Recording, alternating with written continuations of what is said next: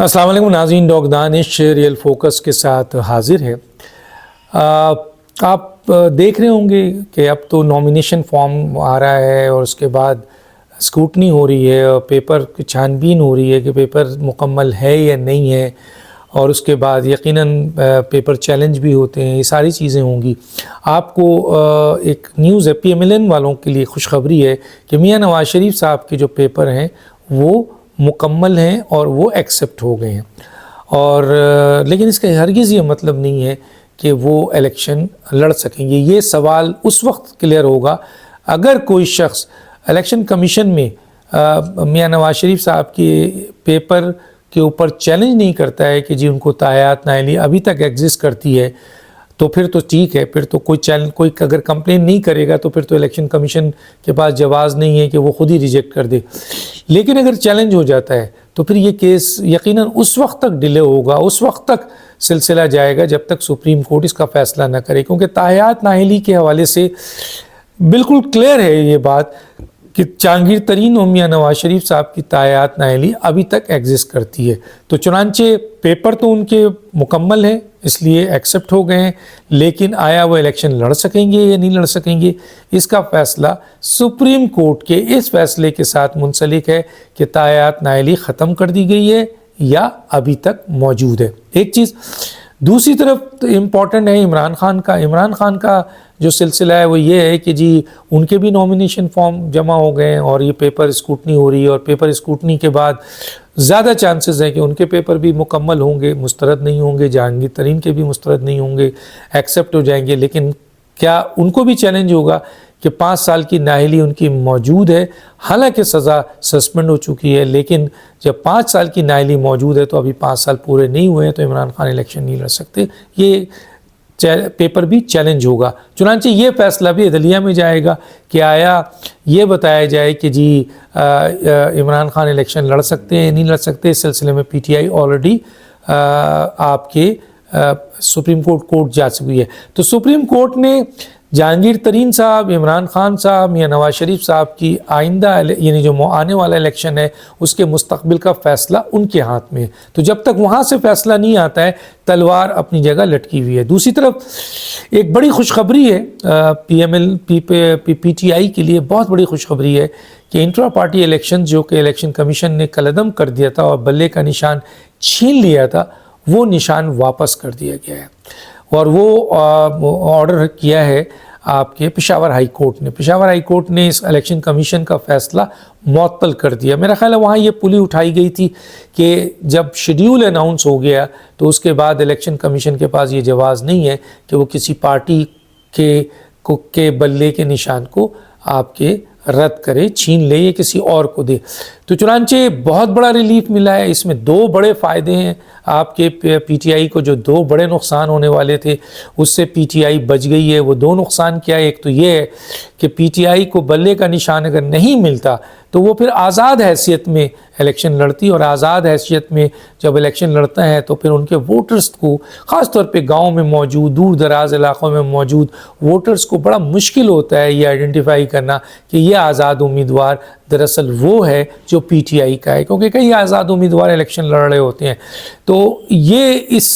ایک بہت بڑا نقصان ہونے والا تھا جو ابھی تک، کیونکہ ابھی تک تو بچ گیا جب آپ کے پشاور ہائی کورٹ نے اس فیصلے کو جو الیکشن کمیشن نے دیا تھا اس کو معطل کر دیا ہے۔ دوسرا بہت بڑا نقصان جو یہ تھا وہ یہ ہوتا ہے کہ ریزرو سیٹ، اور جو اقلیت کی ریزرو سیٹ اور وومن کی ریزرو سیٹ ہوتی ہے، اس سیٹ میں پارٹی پوزیشن پہ ہی وہ سیٹ ملتی ہے۔ تو پی ٹی آئی کیونکہ انڈیویجول لڑ رہی تھی، آزاد لڑ رہی تھی الیکشن کمیشن کے فیصلے کے بعد، تو چنانچہ تقریباً 266 یا 262 سیٹ ہوتی ہے ریزرو، جس سے جو پی ٹی آئی جس میں نہیں جا سکتی تھی۔ تو کتنا بڑا نقصان ہوتا، کیونکہ تقریباً 1200 صوبائی کی اور نیشنل اسمبلی کی سیٹیں ملا کر 1200 سے اوپر جاتی ہیں، تو اس میں سے 266 something seat reserve seat کے لحاظ سے آتی ہے، جس میں مختلف سیاسی جماعتوں کو ان کی اپنی پارٹی کی جیت کی حیثیت سے پرسنٹیج کی بنیاد پر ملتی ہے۔ تو پی ٹی آئی اس میں بالکل کوری تھی، کیونکہ اس کو اگر وہ پارٹی کی حیثیت سے نہیں آتی تو اس کی یہ سیٹ اس کو نہیں ملتی۔ تو اب سوال یہ پیدا ہوتا ہے کہ اس پارٹی جو سمبل ہے ملنے کے بعد یقیناً ریزرو سیٹ کا انہوں نے بھی ہوم ورک کیا ہوگا، اور اگر کیا ہوگا تو پھر ان کو جتنی ان کے ووٹ پڑیں گے اتنی پرسنٹیج سے ان کو سیٹ مل جائے گی اقلیت کی، وومن کی۔ تو یہ بھی ایک بہت بڑی جو ہے وہ نقصان تھا پی ٹی آئی کو، اور اگر پی ٹی آئی انڈیویجول لڑتی، آزاد لڑتی، تو پھر یہ جو سیٹوں کی ڈسٹریبیوشن ہوتی پھر ادھر چلی جاتی، ظاہر ہے وہاں پرسنٹیج بڑھ جاتی، وہاں ان کی سیٹ بڑھ جاتی، اور اسی لحاظ سے جو اوسطاً ہے وہ ان کو فائدہ پہنچاتا، اور اس طرح پی ایم ایل این اور دوسری سیاسی جماعتوں کو پی ٹی آئی کے بلے کے نشان ملنے سے یقیناً نقصان ہوا ہے، کیونکہ انڈیویجول پہ اگر وہ لڑتے تو کئی ووٹرز بہت بڑی تعداد پہنچ جاتی، لیکن ایک بہت بڑی تعداد ایسی بھی ہوتی جو شاید ووٹ نہیں ڈال پاتی یا غلط ووٹ ڈال دیتی، جس کا فائدہ یقیناً مخالفین کو ہوتا۔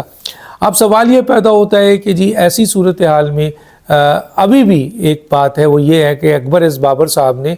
یہ جو آپ کا فیصلہ ہوا ہے پشاور ہائی کورٹ کا، اس کو چیلنج کرنے کا انہوں نے فیصلہ کیا، کیونکہ وہی تھے جو الیکشن کمیشن میں گئے تھے انٹرا پارٹی الیکشن کے خلاف پی ٹی آئی کے، اور پی ٹی آئی کا انٹرا پارٹی الیکشن فیک نہیں بلکہ تمام سیاسی جماعتوں کا انٹرا پارٹی الیکشن فیک ہے، لیکن کیونکہ اکبر ایس بابر نے پارٹی ممبر ہونے کی حیثیت سے چیلنج کر دیا تھا، اس لیے الیکشن کمیشن نے سنا Peoples Party, P M L N اور دوسری سیاسی جماعتوں کے بھی، استحکام پارٹی، فلاں، ان سب کا فیک ہے، لیکن مسئلہ ہے کہ ان کی طرف سے کوئی کمپلین نہیں آئی، تو اس لیے ان کے الیکشن کو کالعدم نہیں قرار دیا گیا۔ اب اکبر ایس بابر صاحب جو پشاور ہائی کورٹ نے فیصلہ دیا اس کے اگینسٹ سپریم کورٹ جا رہے ہیں، اور سپریم کورٹ میں پھر کیا فیصلہ ہوتا ہے، آیا سپریم کورٹ میں وہ اپنے دلائل سے یہ ثابت کر سکیں گے کہ الیکشن کمیشن کا فیصلہ صحیح تھا اور پشاور ہائی کورٹ نے فیصلہ صحیح نہیں دیا، اور اگر فرض کیجئے کہ supreme court Peshawar high court کے فیصلے سے مطمئن ہے تو پھر تو جو ریلیف ملا ہوا ہے اس وقت پی ٹی آئی کو، وقتی ریلیف ہے، جب تک کہ فیصلہ اکبر ایس بابر کی اس پٹیشن کا نہیں ہو جاتا ہے، وقتی ریلیف ہے، وہ اگر ریلیف مکمل مل گیا تو پی ٹی آئی کے لیے بہت بڑی جیت ہوگی۔ اور ایک اور بات بتا دوں، سائفر کیس کے حوالے سے بہت سارے لوگ کنفیوز ہیں۔ دیکھیں سائفر کیس ابھی بھی ایگزسٹ کرتا ہے، وہ تلوار لٹک رہی ہے، وہ اسپیشل کورٹ میں چل رہا ہے۔ یہ جو سپریم کورٹ نے ان کو کلیئر کیا ہے وہ ضمانت کے کیس میں تھا، اس میں ڈیفینیٹلی ججز کے جو فیصلے میں آپ کے جو ریمارکس ہیں اس میں یہ مینشن کیا گیا ہے کہ نہیں لگتا کہ عمران خان نے کوئی ایسا سازش کی ہے یا دوسری چیز ہوئی ہے، لیکن چند ایسے ریمارکس ہیں جو شاہ محمود قریشی اور وزارت خارجہ کے لیے بڑے کوئسچن مارک ہیں۔ اور ابھی ایک اور جو فیصلے میں کہا گیا ہے سپریم کورٹ نے کہ اگر ٹرائل کورٹ یہ سمجھتی ہے کہ ہماری ضمانت دینے پر عمران خان اس کو مس یوز کر رہے ہیں تو وہ کینسل بھی کر سکتی ہے۔ تو سائفر کیس موجود ہے، اس کی میرٹ اور ڈی میرٹ پہ فیصلہ ہونا ابھی باقی ہے۔ ضمانت کے کیس میں سپریم کورٹ نے فیصلہ دیا ہے جو کہ ضمانت دے دی گئی ہے، لیکن کیس آگے چل رہا ہے۔ جب کیس میں اگر ان کے خلاف فیصلہ ہوا عمران خان کے خلاف تو یقیناً وہ عدالت میں جائیں گے یا اس کے اوپر جائیں گے۔ ڈاکٹر دانش کو یاد دیجیے۔ اللہ حافظ۔